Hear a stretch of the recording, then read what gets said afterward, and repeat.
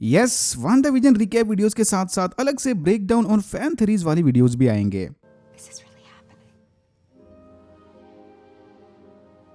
Yes, my love. It's really happening. But full disclaimer, इस video में हम internet की फैन थ्योरीज को भी डिस्कस करेंगे। सारे थ्योरीज मेरे दिमाग की उपज नहीं। वांडाविजन के क्रोनोलॉजिकल रिकैप के लिए डिस्क्रिप्शन बॉक्स में दिए गए लिंक्स को चेक करें। शुरू करते हैं सबसे इंपॉर्टेंट सवाल से, वांडा आखिर है कहाँ? कुछ दिनों पहले मैंने कम्युनिटी सेक्शन में सबसे यही एग्जैक्ट सवाल पूछा था। बहुत सारे लोगों का मानना था कि वांडा अपनी ओन अल्टरनेट रियलिटी में है, बट सरप्राइजिंगली 4% वोटर्स वांडा के केओस मैजिक के बारे में जानते हैं। अनफॉर्चुनेटली एमसीयू के क्रिएटर्स भी अच्छी तरह से उनके फैंस को जानते हैं। उन्हें पता था कि फैंस ऑलरेडी अपने फैन थ्योरीज लेकर एपिसोड्स में हिंट्स ढूंढेंगे, तो भाई उन्होंने क्या किया, सारे ऑप्शन से रिलेटेड हिंट्स डाल दिए। लो भाई, करो अब गेस किसका थ्योरी सही है वो। पहले बात करते हैं सबसे ऑब्वियस ऑप्शन से, वांडा खुद अपनी ही ओन रियलिटी में अटकी है। इसका हिंट हमें इस वाइन वाले सीन से मिला था। सारे यूट्यूबर्स ने स्क्रीनशॉट को इतना स्पैम कर दिया है कि अब तो इवन कट्टर डीसी फैंस भी जान चुके होंगे कि इस वाइन का रेफरेंस हाउस ऑफ एम से है।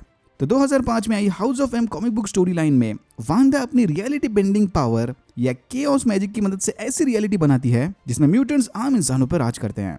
जो लोग नहीं जानते, वांडा की इस ओरिजिन स्टोरी में मैग्नीटो इसके पापा थे और उसके हाउस ऑफ एम वाली रियलिटी में मैग्नीटो सारी दुनिया का डिक्टेटर बन गया था। वांडा की बनाई इस फेक रियलिटी में बस दो लोगों को ही पता था कि उनके आसपास की दुनिया फेक है, एक वुल्वरीन और दूसरी लाइला मिलर नामी म्यूटेंट। लाइला अपने पावर्स की मदद से दूसरे लोगों को भी उनकी पुरानी यादें वापस दे सकती थी, ताकि वो भी जान सके कि वो सारे वांडा की फेक रियलिटी में जी रहे हैं। लॉन्ग स्टोरी शॉर्ट, मैग्नीटो की मेमोरीज रिवर्स होने के बाद वो अपनी बेटी वांडा पर बहुत गुस्सा करता है। यहाँ वांडा को लगता है कि उसके पापा ने फिर से अपने बच्चों की बजाय बाकी म्यूटेंट्स की साइड को चुना। ये देखकर वांडा नो मोर म्यूटेंट्स का मंत्र पढ़ के दुनिया में मौजूद ऑलमोस्ट सारे म्यूटेंट्स से उनके पावर्स छीन लेती है। वांडा के नो मोर म्यूटेंट्स बोलते ही रियलिटी भी रिस्टोर हो गई थी। एपिसोड 2 में ऑलरेडी वांडा ने नो वर्ड यूज करके इसकी फेक रियलिटी को भी रिस्टोर किया था। इमेजिन अगर ये लोग वाकई में वांडा विजन के थ्रू म्यूटेंट्स को एमसीयू में इंट्रोड्यूस करें। I'm Eric Lenstra. Sounds like Xavier. Go f yourself.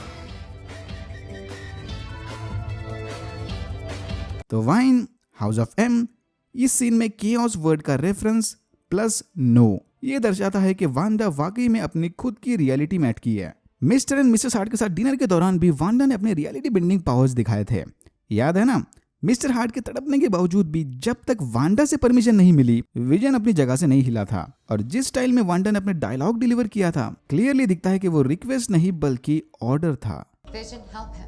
Okay, तो इस थ्योरी के हिसाब से वांडा उसकी फेक रियलिटी को कंट्रोल कर सकती है। हो सकता है कि जानबूझकर इसने अपनी मेमोरीज भी मिटा दी होगी, पर जब भी कोई रियलिटी ब्रेकिंग मोमेंट आता है, वांडा फिर से उसे रिस्टोर करके अपने ड्रीम्स में जाती है। बट सिटकम्स टीवी शोज ही क्यों? क्योंकि बचपन में वो और पिएट्रो अमेरिकन सिटकम्स देखा करते थे।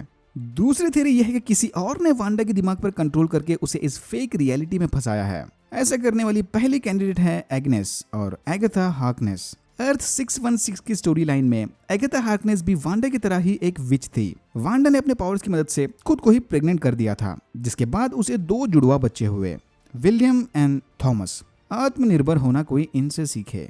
एटलीस्ट वांडा को तो ऐसा लगा था कि वो बच्चे उसने अकेली ने पैदा किए हैं, बट बाद में एगाथा ने इसे बताया कि नहीं, उन बच्चों में मेफिस्टो की आत्मा है। कॉमिक्स में मेफिस्टो को लूसीफर या द डेविल का नाम भी दिया गया है। ओके, ये वाली स्टोरी लाइन थोड़ी कंफ्यूजिंग है। वांडा ने मेफिस्टो की आत्मा यूज करके अपने 2 बच्चों को जन्म दिया, फिर मेफिस्टो ने उन बच्चों को अपने अंदर एब्जॉर्ब करके उनका नामो निशान मिटा दिया। इस हादसे को भुलाने एगाथा ने वांडा की याददाश्त मिटा दी ताकि वो अपने बच्चों के बारे में सब कुछ भूल जाए। बट वांडा के जुड़वा बच्चों ने फिर से दूसरी फैमिलीज में जन्म लिया, स्पीड एंड विकन। इवेंचुअली वांडा के पुनर्जन्मित बच्चे उसे जाकर मिल गए। अगर एग्नेस वाकई में एगाथा है, तो इसने एपिसोड 2 में मेफिस्टो का भी रेफरेंस दिया था इस वाले सीन में। The devil's in the details, Bev. That's not the only place he is. As you all know. तो हो सकता है कि वांडा की रियलिटी को एक्चुअल में एग्नेस या फिर मेफिस्टो कंट्रोल कर रहे हो, या फिर दोनों साथ मिलकर कंट्रोल कर रहे हो, ताकि वांडा उन जुड़वा बच्चों को जन्म दे। For the children, I don't know, कुछ भी हो सकता है।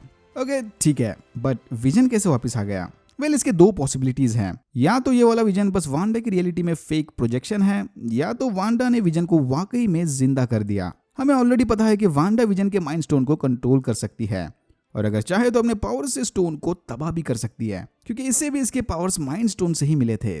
जब वांडा अपनी पावर से फेक रियलिटी बना सकती है, तो शायद इसने किसी तरह माइंड स्टोन को भी बना लिया। आई नो कि सुनने में थोड़ा इम्पॉसिबल लगता है, बट स्टिल हो भी सकता है। कैसे और कब, वो तो आगे ही समझेगा, शायद 23 अगस्त को। वेल, इससे याद आया कि अगस्त 23 को क्या हुआ था। या तो जैसा बहुत सारे फैंस को लगता है ये बस मार्वल के 23 मूवीज का रेफरेंस था, या फिर शायद वांडा ने 23 अगस्त को अपनी अल्टरनेट रियलिटी बनाई थी और कोई इसे इस बात की याद दिला रहा है। जब वांडा अकेले में कैलेंडर को देखकर इस डेट के बारे में सोच रही थी, तभी एग्नेस दरवाजा खटखटाकर उसका ध्यान भटकाती है। Defence mechanism. मुझे नहीं लगता कि ये बस मार्वल मूवीज का रेफरेंस था, इसके पीछे भी कोई बड़ा लॉजिक होगा। ये डेट्स का मार्क करना, बीच बीच में आने वाले एड्स, मतलब कोई इंटेंशनली वांडा को याद दिला रहा है कि वो एक फेक रियलिटी में जी रही है। स्टार्क इंडस्ट्रीज का बनाया टोस्टर और स्ट्रकर हाइड्रा स्विस वॉच। कॉमिक्स में वांडा विजन को टोस्टर भी बुलाती थी और ये टोस्टर भी बिल्कुल दिखने में सस्ते विजन की तरह दिखता है। स्टार्क इंडस्ट्रीज और हाइड्रा दोनों का ही वांडा की लाइफ पर बहुत गहरा असर पड़ा था। हो सकता है कि वांडा के विजन में ये सारे क्लूज सॉर्ड एजेंट प्लांट कर रहे हो, या फिर ये वांडा की कॉन्शियसनेस है। पहले मुझे लगा था कि शायद सॉर्ड का दिखाना ये इंडिकेशन है कि वांडा किसी पॉकेट डायमेंशन में अटकी हो, क्योंकि कॉमिक्स में सॉर्ड सिर्फ स्पेस और इंटरगैलेक्टिक खतरों पर ही नजर रखती है। और ऑनेस्टली मुझे लगा था कि एपिसोड 2 की ओपनिंग में ये हेलमेट गैलेक्टस का रेफरेंस था, क्योंकि सॉर्ड कॉमिक में सॉर्ड का full form sentient world observation and response department था। बट रिसेंटली ही मुझे पता चला कि मार्वल सिनेमैटिक यूनिवर्स में सॉर्ड का full form sentient weapon and observation response division है। This changes everything. मतलब एमसीयू वाला सॉर्ड सिर्फ स्पेस पर नजर नहीं रखता, वो अर्थ पर भी यूज होने वाले स्पेशल वेपन पर नजर रखता है। शायद ये लोग वांडा को भी कोई चलता फिरता वेपन समझ रहे हो, इसीलिए इसके विजन्स को इतना क्लोजली मॉनिटर कर रहे हैं। और थोड़ा रेडिट सर्फिंग करने पर यह भी क्लियर हो गया कि शायद मेरी गैलेक्टिस वाली थ्योरी भी गलत थी। वो हेलमेट गैलेक्टिस का नहीं बल्कि ग्रिम रीपर का रेफरेंस था। कॉमिक्स में ग्रिम रीपर एवेंजर्स का काफी पुराना विलन है। ग्रिम रीपर अपने पावर्स की मदद से जिंदा चीजों से उनकी जान खींच लेता था, इसलिए उसका नाम ग्रिम रीपर है। स्टोरी लाइन में अल्ट्रॉन ने विजन को बनाते वक्त उसके दिमाग को ग्रिम रीपर के मरे हुए भाई वंडर मैन की दिमाग की तरह बनाया था, तो ग्रिम रीपर विजन के दिमाग को यूज करके अपने भाई को रिक्रिएट करना चाहता था। कॉमिक्स में तो बस विजन और ग्रिम रीपर का यही कनेक्शन था। देखते ये लोग इस कैरेक्टर को शो में कैसे इंट्रोड्यूस करते हैं, और करते भी हैं कि नहीं। आई मीन ग्रिम रीपर एक रैंडम ईस्टर एग भी हो सकता है, बिल्कुल वैसे ही जैसे मैजिक एक्ट करते वक्त वांडा एंड विजन ने comic book characters illusion and glamour का रेफरेंस डाला था। इल्यूजन और ग्लैमर भी अपने सुपर पावर्स की मदद से स्टेज मैजिक शोज किया करते थे। ऑब्वियसली उनका इस स्टोरी लाइन से डायरेक्ट कोई कनेक्शन नहीं है, तो हो सकता है कि ग्रिम रीपर का रेफरेंस भी बस फैंस को बहकाने के लिए रखा गया था। तो सारे मिलके हमको पागल बना रहे। ओके, अब बात करते हैं उस रेड हेलीकॉप्टर की। सारी ब्लैक एंड व्हाइट दुनिया में बस ये खिलौना ही रंगीन था। उससे ज्यादा इंपॉर्टेंट बात यह है कि इस पर सॉर्ड का लोगो बना है। अब या तो वांडा ने इस हेलीकॉप्टर को खिलौना बना दिया, या फिर ये सॉर्ड का भेजा कोई दूसरा हेलीकॉप्टर है, या फिर ये बस एक ड्रोन था। एक बात तो पक्की है, ये चीज वांडा की रियलिटी में बाहर की दुनिया से आई थी। अगर ऐसा है तो वांडा की रियलिटी कोई ड्रीम नहीं बल्कि वाकई में एक पॉकेट यूनिवर्स है। अब सवाल यह है कि सॉर्ड इस पॉकेट यूनिवर्स को हमारी तरह टीवी शो की तरह कैसे देख रही है, कि वांडा अपनी रियलिटी के वीकली एपिसोड्स रिलीज कर रही है।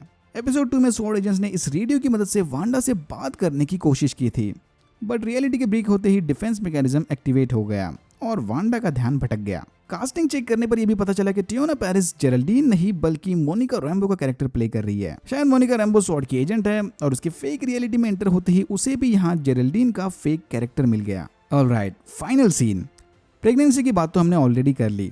कॉमिक्स में वांडा ने अपने पावर्स और मेफिस्टो के सोल को यूज करके 2 जुड़वा बेटे को जन्म दिया था। यहाँ भी वांडा बस अपने पावर्स की मदद से ही प्रेग्नेंट हो गई, क्योंकि विजन एक एंड्रॉइड है। अगर वो चाहे तो भी वांडा में डीएनए ट्रांसफर नहीं कर सकता। जब ये दोनों गुड न्यूज को सेलिब्रेट कर रहे थे, तब उन्हें वो फिर से वो जोरदार आवाज आ गई। बाहर सॉर्ड का एक एजेंट बी कीपर का कॉस्ट्यूम पहने मैन होल से बाहर आता है। भाई ये मेरी समझ में तो नहीं आया, बट देख के लग रहा है वांडा इसका मतलब समझ गई। वांडा उसे देखते ही नो बोलकर टाइम रिवाइंड करके वापस अपने हैप्पी मोमेंट में जाती है और अंदर जाकर दुनिया में रंग भरती है। Wanda vision black and white से निकलकर अब कलर वर्ल्ड में आ गए। बी कीपर को लेकर भी 3 अलग अलग फैन थ्योरीज हैं। पहली के शायद ये स्वाम होगा, दूसरी के मे बी वांडा को एडवांस आइडिया मैकेनिक्स का यूनिफॉर्म बी कीपर की तरह दिख रहा हो। बट अगर ये एआईएम के मेंबर हैं, मतलब बैड गाइज, तो इनके यूनिफॉर्म के पीछे स्वॉर्ड का लोगो क्यों था? वेल, मुझे पर्सनली एरिक वॉस की थ्योरी ज्यादा पसंद आई। हो सकता है कि बी कीपर का रेफरेंस रियल वर्ल्ड वाले बी कीपर से हो। जनरली बी कीपर शहद इकट्ठा करने बीज की फेक कॉलोनीज बनाते हैं, जहां वर्कर बीज क्वीन बी के लिए दिन रात मेहनत करके शहद बनाते हैं और बाद में वो शहद बी कीपर्स निकाल लेते हैं। तो इस सीन में वांडा हुई क्वीन बी, बाकी सारे कैरेक्टर्स वर्कर बीज, इनकी रियलिटी फेक कॉलोनी और स्वॉर्ड बी कीपर। जब स्वॉर्ड का एजेंट वांडा की रियलिटी में घुसा, तब वो उसे बी कीपर की तरह दिखा जो इसकी कॉलोनी को तबाह करना चाहता है। ओके, आई थिंक इस वीडियो को यहीं पर खत्म करना चाहिए क्योंकि मेरा दिमाग अब ज्यादा ही फैन थ्योरीज में घुसने लगा है। अगर आपको वीडियो अच्छा लगा तो please like share and subscribe for more videos like this. मैंने ऐसे और भी वीडियोस बनाए जिनके लिंक्स आपको डिस्क्रिप्शन बॉक्स में मिल जाएंगे। Thank you very much for watching and I am hoping to see you in my next one.